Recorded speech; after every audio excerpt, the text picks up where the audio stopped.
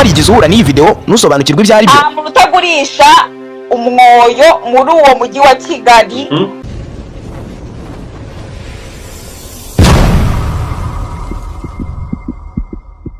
Uyu mukobwa yitwa Isimbi akunda kwiyita Noeline.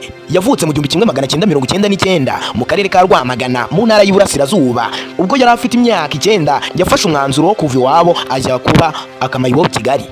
Yafunzwe inshuro nyinshi kandi nyinshi cyane. Nyuma muri 2010 afite imyaka 11 yajyanywe mu kigo ngororamuco cy'abana kimusanze. Yamaze imyaka 2 nyuma aza kuvayo afite imyaka 13 asubira kubana na se Rwamagana.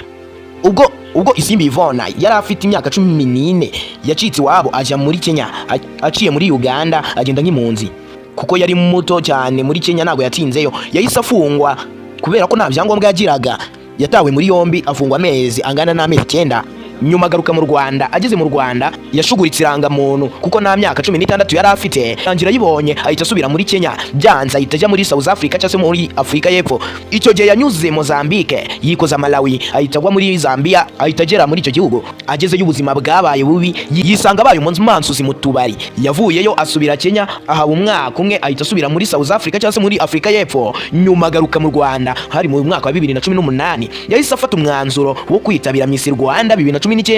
Gusa yari yirengagije nta mashuri yisumbuye yari afite kuko yari yarasoje amashuri abanza icyiciro cya mbere cyangwa se mu wa mbere w'amashuri abanza gusa. Mu gihe bafataga wasoje amashuri yisumbuye, uyu mukobwa kandi Simbi akimara kubona ko byanze yahise ajya kwiyamamariza i Musanze kugira ngo azaze ahagarariye intara y'Amajyaruguru. Gusa uburebure ndetse n'imyaka biramuvangira, birangira atabaye Miss Rwanda.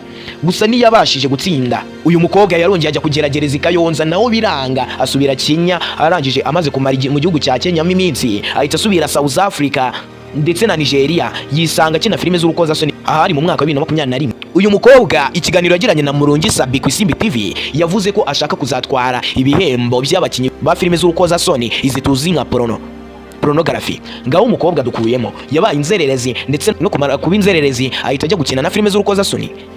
Umuco uracitse pe. Namwe mumbwire uko mwabyumvise. Ese koko uyu si umuco wacitse? Munsubize muri comment. Mwakoze cyane gukurikira Kigali TV show. Nje nitwa Justin.